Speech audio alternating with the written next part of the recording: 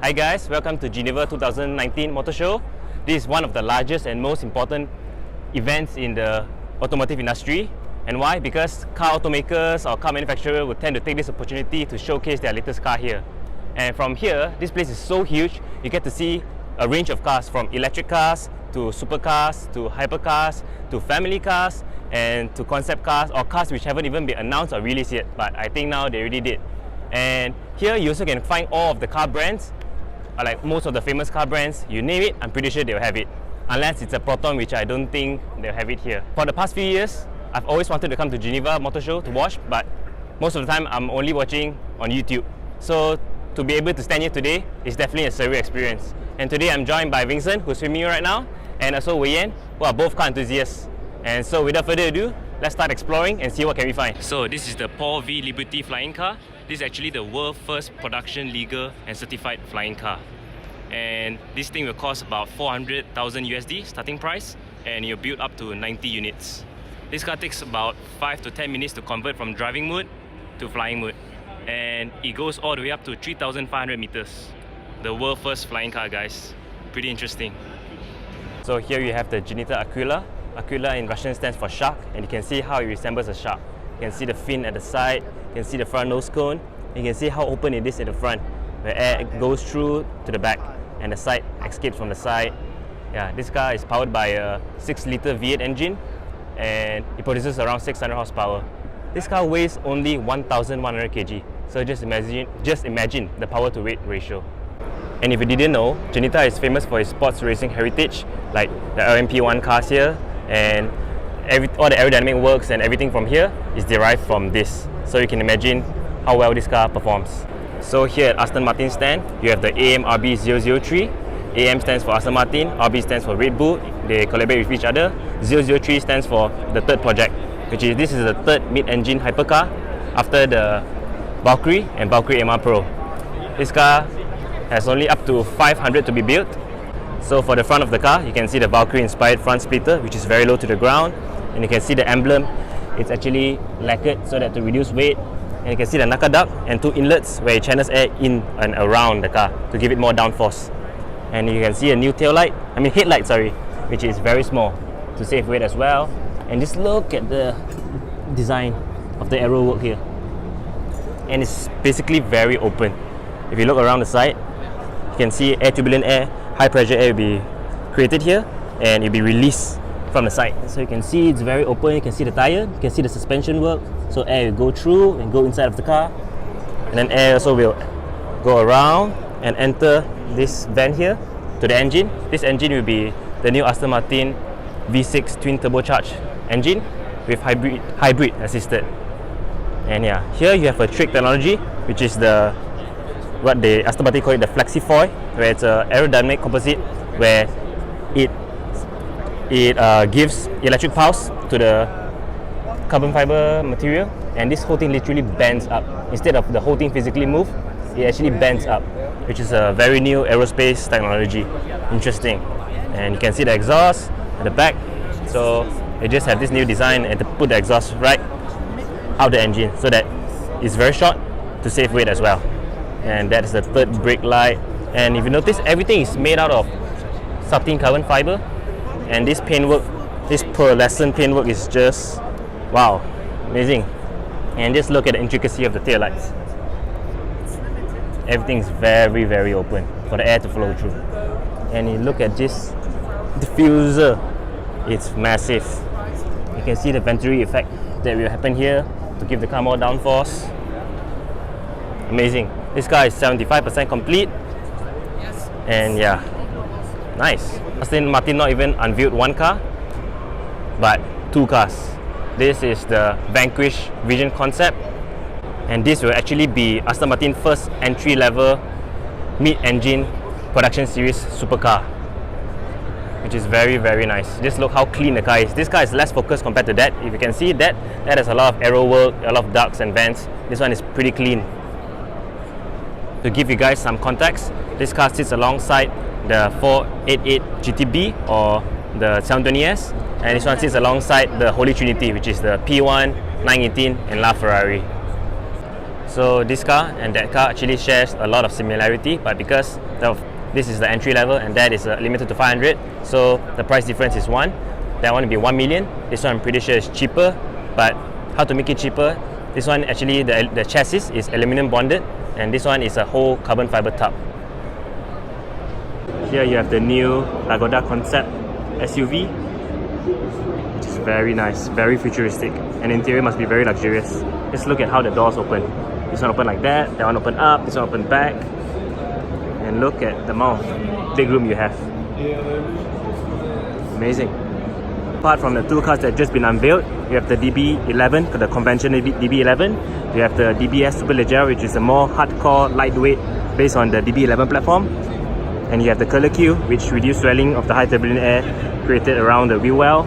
And you have the DB11 Volante, which is the convertible one. And you have the new Vantage, which is actually now pretty old. Here at McLaren stand, you have 7 different models. You have the 720S Spyder, you have the 720S Coupe, you have the 720S GT3 race car, you have the 570S Spyder, and also the 600 LT. And they are very generous. They are letting everyone sit inside the car, which is a very good thing. One thing about the 720S is people were skeptical about this headlight when it just came out because it looks like it's just one black piece. But pictures don't do it justice. If you look in person, you really can see literally the aero at work. It's very detailed. It's good. So now it's time to hop in the 720S. First you got to open the dihedral doors. Look at the arrow in between that. Pass through the carbon fiber tub. This is the carbon fiber mode. Okay, once you're in, close this down. You're immediately greeted by lots of carbon fiber. 720S. And if you're on normal driving, you can use this screen, but if you're on a racetrack, you press this, it folds down and only show you the useful information while giving you the more visibility. This McLaren shift is one of the best. Just listen to the sound. The sound is just nice, sensational. And here you have the comfort, sport, and track. And then if you go to manual, you just press this button. Hope it's not focusing. You press this button. It's pretty nice. And this, if you press this, the wing behind goes up. Here you have the track telemetry camera. Right here. What do you think, Vincent? Wow, it's great, man. So now, time to hop in the 600 LT. Open the guard door as well. And immediately, you can see this fixed bucket seat. This is directly from the Senna. It's basically just one piece of carbon fiber and just padding. So this thing actually weighs next to nothing. Now, time to hop in.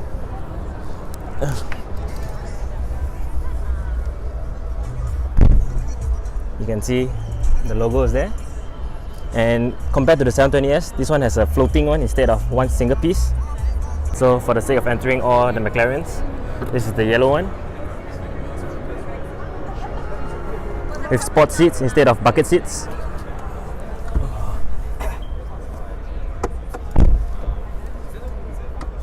This one is much more simple. Leather seats, comfy seats, leather steering wheel, sorry. Yep, with yellow pinstripe to match the exterior. Nice. Here at Zenvo stand, you have the TSRS. S stands for street. Previously, this is based actually on the TSR, which is only the track version. The S stands for street, so this one is street legal. And this car is powered by a 5.9 litre twin supercharged V8. And one famous thing about this car is the wing. The wing is fully adjustable, so instead of just being an air brake where it goes this way, this car can pivot front and back, means left and right, sorry. So it's very nice to see. So when the car is turning left, the wing will pivot right. Here at Pagani stand, we have the Pagani C12. This is to celebrate the 20th anniversary of Pagani. This is actually the very first car, chassis 001, where they tested all their test crash structure. So this car actually crashed a few times and it's been restored and crashed and restored. And this is actually the first time they unveiled the Zonda to the world, back in 1999. Which is 20 years from now. So it's very nice to see it fully restored here today at the same spot. Apart from the Pagani Zonda C12, you have the Pagani Huayra Roadster, finished in satin exposed blue carbon fiber, which looks very nice. And you can see with the blue accent, the white accent, the white color pinstripe around here, and the whole middle is finished in exposed carbon fiber. You can see the quad exhaust tips, and the back there you can see the 6 litre bi-turbo V12 engine made by AMG, and just look at the massive diffuser there. Everything this car is a work of art. Amazing. So this is where you store your luggage and everything in a more elegant way and in a more expensive way as well. Very nice. Just look at the transformer style when you open the rear clamp, the front clamp, and the doors. It's amazing. Those are the front active flaps, which goes up and down just like in aeroplane. Beautiful. And this is easily the highlight of the Geneva show. This is the Bugatti Chiron, which is worth 16.4 euros, which converts to Malaysian ringgit is 84 million before taxes. So this car is technically the world new most expensive car. They made this car to pay tribute to the Type 57 SC Atlantic, which is designed and engineered by John Bugatti, son of Ettore Bugatti. And there's a very interesting story behind this. Before this, back in 1930s, John Bugatti actually created 4 of the Type 57 SC Atlantic, and up to this day, only 3 out of 4 survived. The last one, which is also called the Chiron, disappeared during the World War II. And it is said that, rumor has it, that if the car is to be found one day, it will cost more than 100 million, whatever you name it, in euros, in dollars, in whatever it is. So if you convert it to Malaysian ringgit to give you in context, that will be about 500 million before taxes. So with Malaysian tax, this car will easily be 1 billion. So, I mean not this car, the Type 57. Yeah, so that will be the most expensive used car. And apart from the Chiron, you have the Zonda C12 110 anniversary Bugatti Chiron Sport right there. And here you got the Bugatti Divo. This car costs about 5 million. That car costs about 3 million. This car is 8 seconds faster than the Chiron Sport in the Nürburgring. And just look at the aero work. This car is really race track focused. Now just to show you guys how the Type 57 SC Atlantic looked like, this is how it looks like back in 1930s. And you have the EB110 race car. You have the Bugatti Chiron in blue carbon. This one in white with tan interior. And this is the Veyron. Here at Koenigsegg stand, you have the Koenigsegg Jesko, which is named after Christian's father. Previously this one was named actually Ragnarok. Christian made it Ragnarok because he wanted to surprise his father when he was unveiled, to let him know that it is named after him, because Christian von Koenigsegg's dad actually sold his house to finance Christian's von Koenigsegg's company, and without him, you won't be able to see Koenigsegg today. This is essentially the Agera RS replacement. The Agera RS being known for being the world fastest record holder now, which is about 284 miles an hour. So this one is said to beat that at 300 miles per hour, but not with this package. This is the track package. You have the non-track package with a smaller splitter and a smaller wing. And yeah, the roof now, in the track package, you won't be able to store from in the front, because in the front there's a air outlet, but with the non-track package, you can put the roof into the bonnet, which is pretty convenient. And if you see the wheels, these are carbon fiber wheels which are hollow, only known to Koenigsegg, and the back is 21 inch, the front is 20 inch, and this is actually the world lightest wheels, even though despite it's very large in size. The back only weighs 7.4 kg, and the front only weighs 5.9 kg. Here's the new Koenigsegg Regera. Actually not very new, but this is not just an ordinary Regera. This is KNC, Koenigsegg Naked Carbon Fiber Edition Koenigsegg Regera. And what they did was, they removed the lacquer and the epoxy coating of the carbon fiber to make it very bare and raw. And just by doing that, it removes 20 kg, which is a lot. Can just imagine, just by paint, 20 kg. And just look at the wheels, it looks like a biohazard symbol. This car has a direct drive system, which is a very innovative idea by Christian von Koenigsegg as well. It does not have any gears. Instead, all the gears, he jokingly said, all the gears here, he put into the Jesko. And the Jesko is the last internal combustion engine Koenigsegg will be doing. And this is the full electric. Now, if you look from the back, you can see this is the rear wing currently in down position, which sits flush with the car. And this thing can actually raise up, which looks, personally, it looks nicer if it's up. And then behind this number plate is where you charge the battery point, where you can plug and charge. And if you notice down there, that is actually not an exhaust, which everyone thinks it is. That's actually a blower to blow to extract all the hot air created from the battery. The exhaust is actually put by the fin here. It's by Akrapovic. So yeah. Here you have the new Lamborghini Huracan Evo, but this time in Spyder form. The roof is not there anymore, and this car still maintains the 5.2 litre naturally aspirated V10 engine, and this color is called Verde Salvance, which is a 4-layer paint, which looks very nice under this lighting right now. Yep. And if you notice, the new Huracan Evo Spyder has a new revised front bumper with more air to flow in. Let's look at the lights. And also at Lamborghini stand, you have the Aventador SVJ Roadster, also without the roof. For your information, SV stands for Super Veloce, which means super fast. J means Jota, derived from Huayra Jota. And just look at this Bronzo Zenas color, which is done at the Epsonum in Lamborghini. And you can see in front there, you got the ALA, which is Aerodynamica Lamborghini Attiva, which is an active aero which controls the flaps in the front and from the back. Then when you head towards the back, you have the Italian flag right there. And here, just look at the back. Let's look at the huge wing and the rear diffuser and the center dual exhaust.